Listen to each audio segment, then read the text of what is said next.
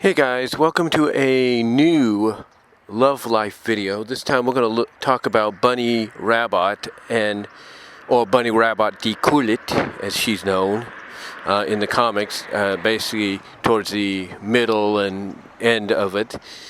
But yeah, we're going to talk about Bunnie's love life, and Bunnie's, funny enough, isn't as big as Sonic's, Tails, or even Sally's for that matter, because of the fact that hers is very short, and any others that I talk about will be very similar in that manner. Due to the fact that, well, basically there's not really much to go on, if you will, when it comes to it. But yeah, Bunnie's is it's interesting. I'll give you that. She does have some love interest. She had only a few, primarily one that she stuck with, like towards the end and all that. So, like I said, hers is not that complicated, because she's had multiple love interests. There's no doubt about that. But her love interests, like I said, are very few and in between. Like some others I may or may not talk about in the future, she's had certain love interests and all that. That basically, as I said earlier, as I said moments ago, I should say, make her list a lot shorter, I should say, than Sally's or Sonic's and Tails, believe it or not. But who are her love interests? Who are the ones that began, something with her and, succeeded in keeping it? Well, let's talk about that. So the first one up to bat is, of course, the one she's currently with, or was currently with in the story as far as Archie Comics goes, and that's Antoine die Kulit. Now, in the Saint cartoon, it was never really indicated that there was something between them. True, she would tease him a little bit in the first season and somewhat in the second season, but that was about it. It was more of a flirtatious tease, but not so much. Not so much of a flirtatious tease as, it's just, like I said, just being a tease, if you will, towards him because of the way he was portrayed. And this would continue into the comics at times, which, again, was an on and off deal. But it wouldn't be until about issue 46, I believe, 46, 45, where basically Bunnie confessed her love to Antoine. She did. Basically what happened is Antoine stood up for Sonic against Jeffrey, because Jeffrey was accusing him of being the mole, the traitor, that was basically giving Robotnik a lot of information, getting him ahead of the freedom fighters. And Antoine, stood up for him, and that was enough for Bunnie to finally just make up her mind and acknowledge to Antoine that not only was she one of the people that found him to be very brave, but that she very much and deeply cared about him. So she basically confirmed this by kissing him on the cheek. That's what on the cheek and all that, in a very loving way, basically confirming officially them being an item now, them being a couple. And it would be a relationship that would go on for quite some time. I mean, this ran from basically issue 46 all the way up to, believe it or not, issue 130, 131. Yeah, almost 85 issues for a straight run. But then something happened.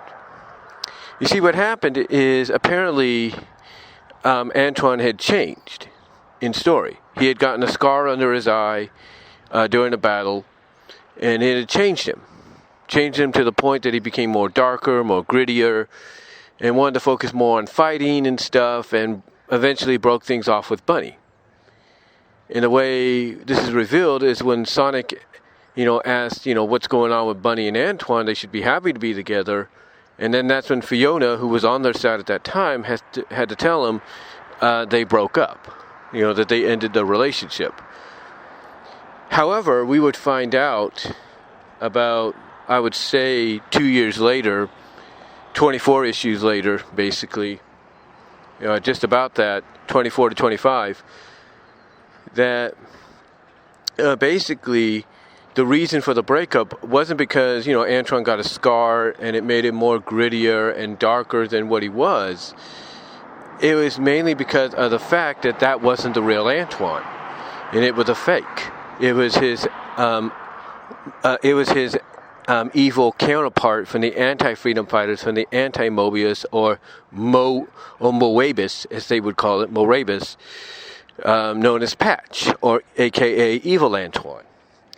And this is revealed when, Sonic discovers a hypodermic needle hidden in the sleeve of Evil Antoine's uniform. And then basically by noticing that and kind of, realizing, why everything seemed to be a little awkward, and even mentioning like why even Bunnie couldn't, tell or find, kind of find out how he got the scar and all that, Sonic basically reveals to the public, to the world, and to even the characters, in the throne room, if you will, at the royal cathedral, the royal cathedral, if you will, the church where the wedding was taking place, the reception, if you will, the royal hall, I would guess. Basically, it's here where Sonic basically blurts it out that, it all makes sense now. Why Bunnie couldn't figure out, why Antoine got the scar, why this was going on, why that was happening, why he had a change in attitude. And it basically was the fact that he wasn't the real Antoine. And by revealing this, he was able to use a device that he had gotten from a Zone Cop, the Zonic Zone Cop, I believe, to take the evil version of Antoine back to Moebius and retrieve the real Antoine and bring him back. And what happened is Sonic went to Bunnie, asked her if she had time for a friend. Bunnie was like, okay, fine, but, after what happened and everything, with you causing a ruckus in the Royal Hall, hopefully it's not something, outlandish. And Sonic's like, oh, no, it's not outlandish. And he points out, and he reveals to her, well, not points out, but reveals to her that what he wants to show her is the real Antoine has come back. He's brought home the real Antoine. And she immediately not only smiled and everything, but they immediately embraced and kissed each other, as if, the love they had was never really lost. It was just basically temporarily put on hold, thanks to evil Antoine being in Antoine's place. And, that was about it. And from there, it led to Antoine eventually proposing to Bunnie to be his wife in I think, 173, I believe, 173. And, they wed in 174, an issue later. So, yeah, it's one of those, the love she had for Antoine, lasted all the way from basically from issue 46 to essentially 174, about 128 issues before they tied the knot. 128 issues. And it even survived the soft retcon reboot, because what happened is, of course, as I've mentioned before, when I talked about Sally's love life with Nicole being the Deus Ex Machina, basically the one that restored everybody's memories of the previous world, that basically Antoine and Bunnie's memories were restored. Because Antoine, when he had his restored, And, Bunnie was brought back to them because Bunnie was undercover. Antoine was all happy to see her and worried, and Bunnie's like, whoa, what is this about? And he basically says, take Nicole and everything should be explained. And Bunnie takes Nicole, gets her memories back, and at the same time she gets her wedding ring back. Because apparently during the reboot, her wedding ring disappeared. But getting her memories back restored not only the fact that she was married to Antoine and in love with him, but also restored her wedding ring. So yeah, their relationship, believe it or not, if you count the soft retcon and reboot, has lasted, for over 241, I would say, essentially 241 issues. If you want to count the total run combined wise, you're looking at 245 issues in total with that relationship, even with the ups and downs that it had. And that's pretty cool to see. It's pretty cool to find out. Like I said, that's a pretty cool stat to know and find out and everything. But yeah, it was one of the longer lasting ones with a few ups and downs. I mean, I know people may not count, the 24, 26 issues that's resulting in maybe 220 something issues instead, but overall, ups and downs and all that in between, it was a very intriguing story, a love story, if you will, one that is considered one of the longer lasting ones out there. And, Antoine has always been her primary love. But he's not the only one. In fact, there was some that, Bunnie's had a relationship with, but it was very, very brief. And it was because of the temporary breakup, thanks to Patch impersonating Antoine, that we got a glimpse into what would be, or what could have been.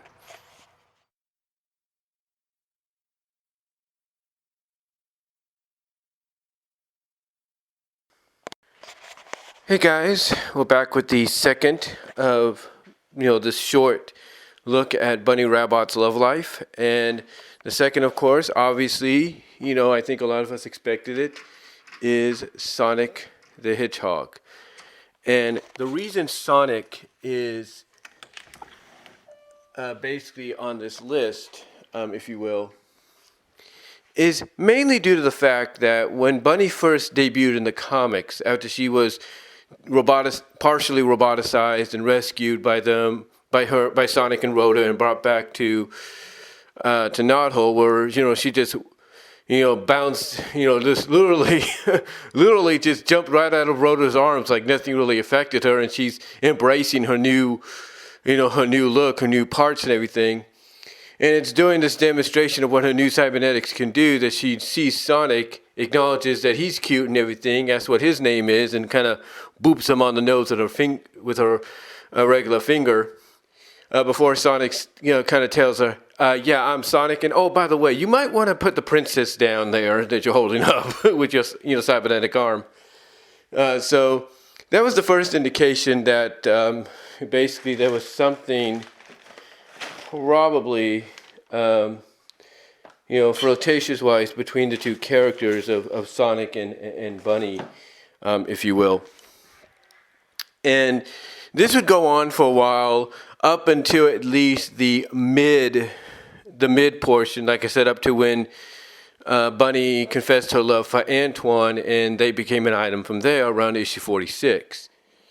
Now, after that, and of course, like I said in the previous part, that would continue straight on up until about 131, when it was temporarily broke off, put on hold, all because of the fact that what we would find out almost 2 years later, 24 issues later, was due to the fact that the Antoine that had changed, in attitude and all that, became dark and gritty, was not the real Antoine. It was, in fact, a fake. It was evil Antoine, who also became known as Patch.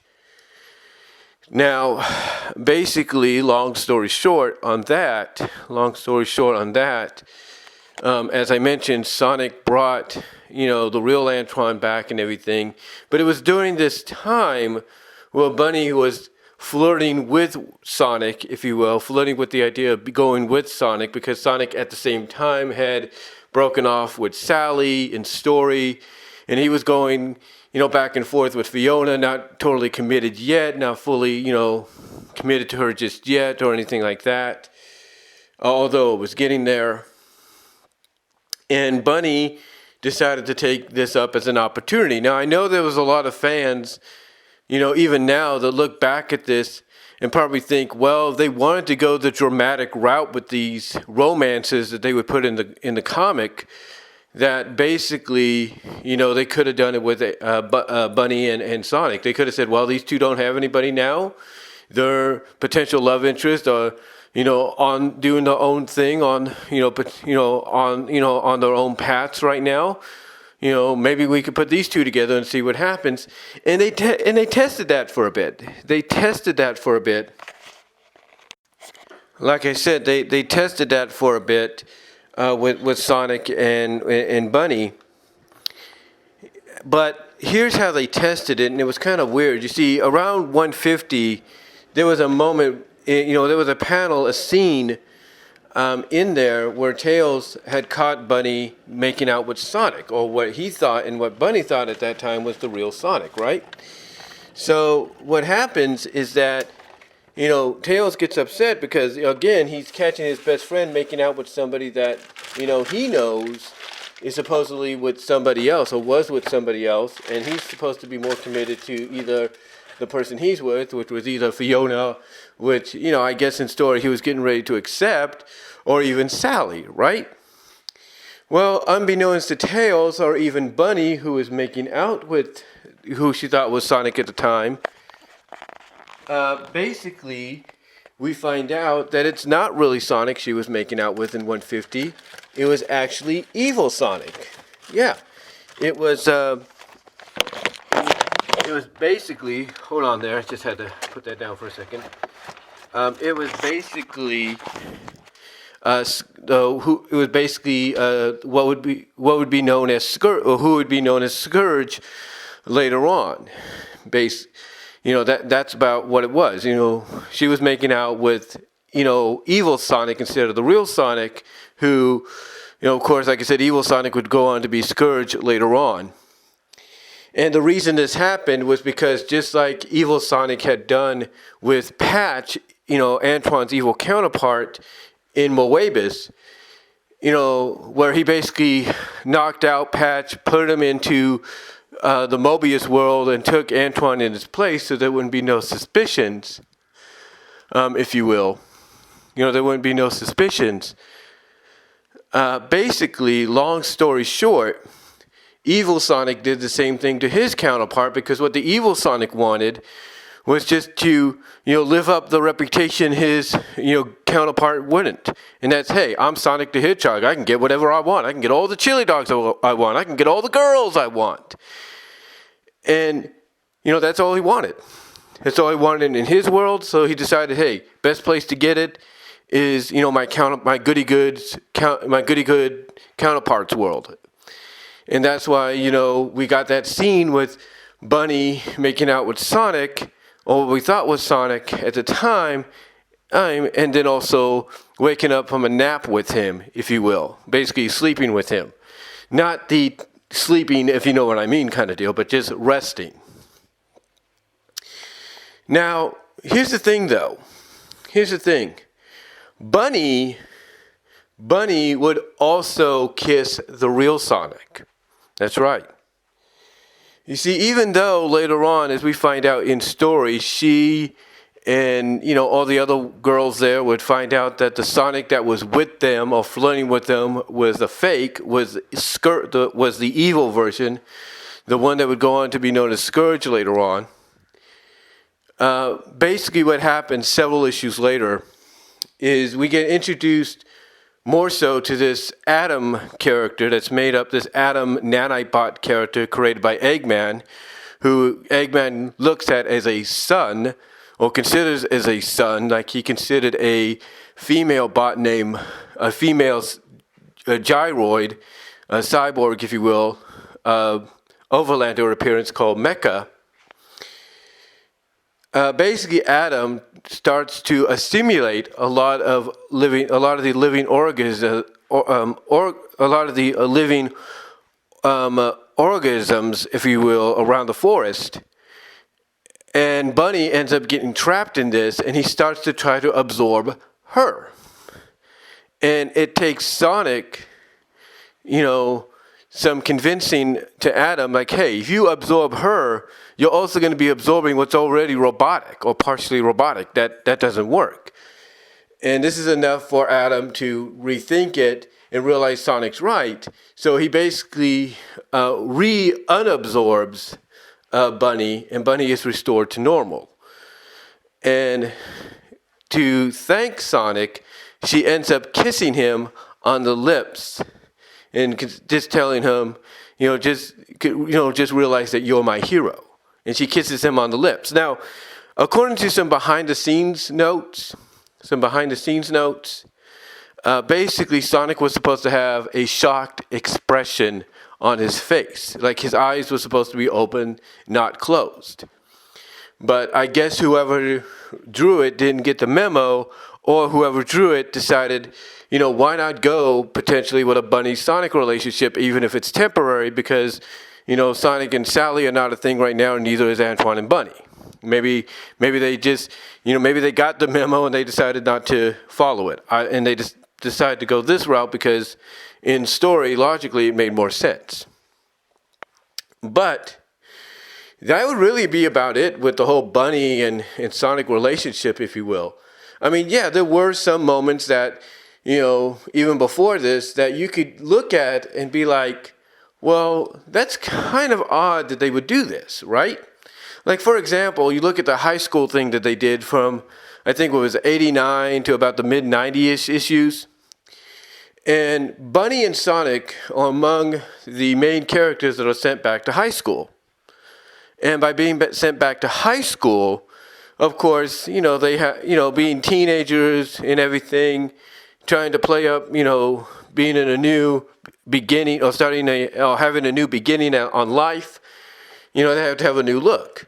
So Bunnie adopts in design a Daisy Duke inspired look. The hair, the outfit, it's very Daisy Duke inspired. And what's interesting is that later on, Sonic still being Sonic and wanting to fight the good fight, wants to sneak out of a new out of the new knothole. He wants to sneak out of there. Now, again, this new knothole is before New Mobotropolis. So he wants to sneak out there. He wants to sneak out of there and go to Robotropolis to see what's going on.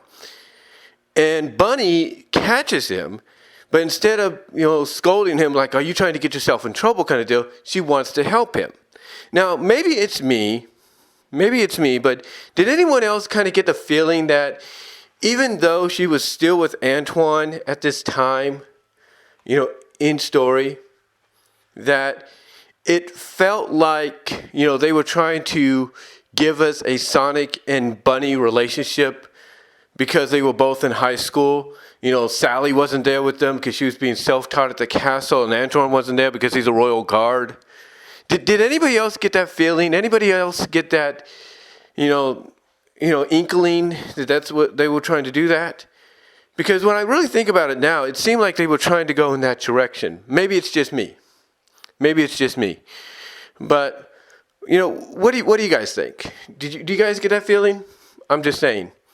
But anyway, besides, those moments, even in the high school one, where it looked like they wanted to do something like that when you really think about it, it was just, the whole thing with Sonic was brief. It was brief, like from when she started up to the 46th issue of the books, and then temporarily during that kind of temporary halt on the relationship with Antoine because the story called for it unnecessarily, in my opinion. Besides all those things that I've mentioned here, it was very brief. It was very, very brief. And, my opinion is this. Because fans today, there is a picture that's basically been modified. It's the image of Sonic and Sally embracing each other after Sonic comes back. He walks up to Sally, he sees where she's at, and they kiss and embrace. And she has tears coming down her eyes. Well, somebody modified that picture, and instead of, Sally kissing Sonic, it's Bunnie. So obviously there's a lot of fans that support a Bunnie and Sonic relationship. Now, their excuse for doing this is basically, the excuse for doing this is, basically, it's the same storyline, but an alternate world. Like, basically, different roles have changed.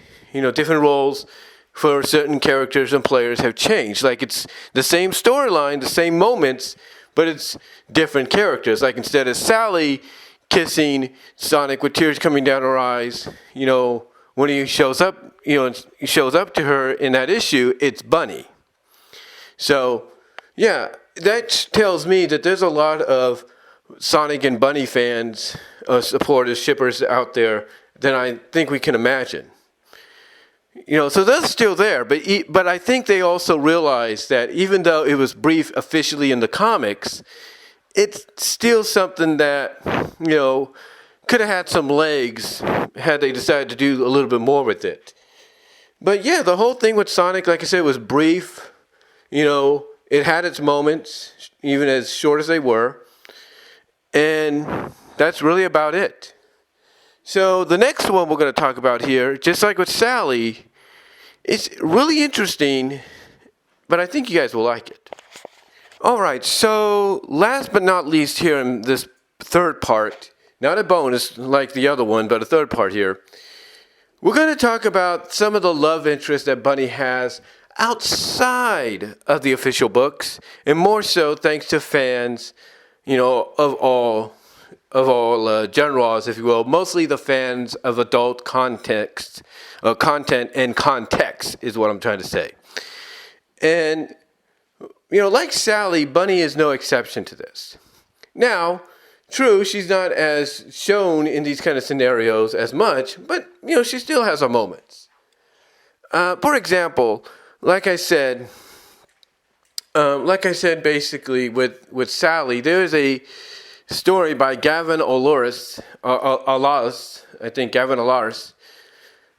called Bunnie's Fun. Just like Sally has Sally's fun, involving Sally and Tails and very adult, intimately moments in the story, you also had the same thing with Bunnie having her way with Tails.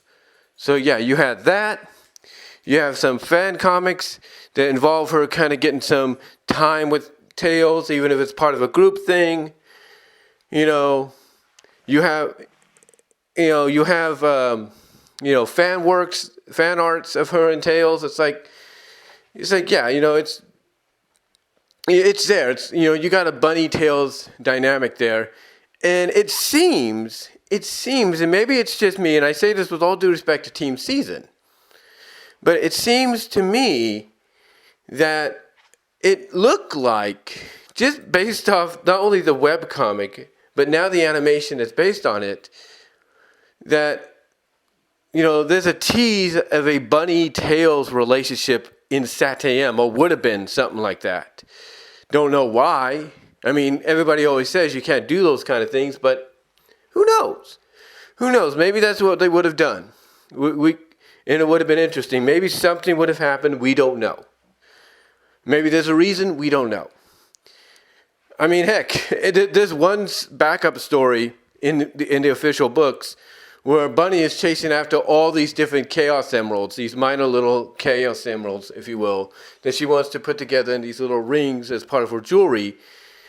And she's next to Sally. They're going to this charity dance, and you see Sonic right there. Obviously, he's escorting Sally to the dance, but then you see Tails next to Sonic. So you're thinking, Tails is escorting Bunnie?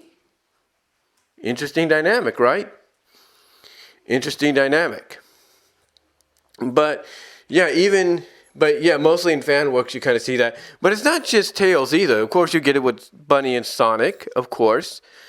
But then you also get, believe it or not, LGBTQ-ness with Bunnie and Sally, expectedly. Bunnie and Nicole. Bunnie and Vanilla. stuff like that. Whatever creativity they can come up with, you get it. Bunnie and Amy, it's there too. So yeah, there's different kind of love interest from the fan adult context of things when it comes to Bunnie herself, because the imagination can go as wild as it wants to when it comes to these characters being shipped with whoever they want. But yeah, it's not as, like I said, it's not as much as let's say Sally or anything like that, but still it's out there. It is out there. But anyway, though, guys, that's all I wanted to say on this third part. Just looking at the fan adult portion of who they would put Bunnie with, and that's all I'm going to say on it. So let's conclude this, shall we? I told you it was going to be brief. I know the Antoine and even the Sonic one were kind of long, but again, it's not as long as Sally's. It's not as long as Sonic's or even Tails. But there's still enough there to where you look at it and you're like, wow.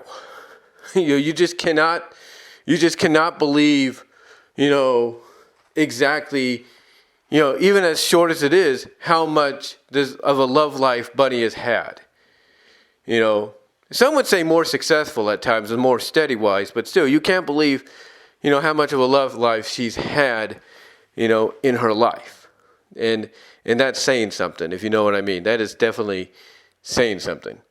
But anyway, though, guys, I just wanted to come out here and do this, if you will. Again, just like with Sally's, you'll get the multiple parts today. And as far as the whole thing as a whole, you'll get it basically on the 23rd. That's right. We'll be doing a whole video of this on the 23rd. So hopefully you guys tune in for that. But until next time, guys, let me know what you all thought down below. What are your thoughts overall on the Bunnie Love Life deal? Let me know in all the videos, hopefully, that you've watched. And I will talk to y'all later. Again, you're going to get all the parts individually today. And you will get the whole thing as a whole premiering on the 23rd of this month, that being December. So, till next time, guys, take care. God bless. I was about to turn this off, but till next time, guys, take care. God bless. Check out the VENMO. Check me out at BW Roses on VENMO. Check me out at BW Roses discussion on all your favorite audio podcast locations except for Pandora. Also, check me out at Teespring Store, so you can find some merchandise there in time for the holiday season. Also, check me out at patreon.com/BW Roses and at Venmo if you want to help donate there as well. So, until next time, guys, talk to you later.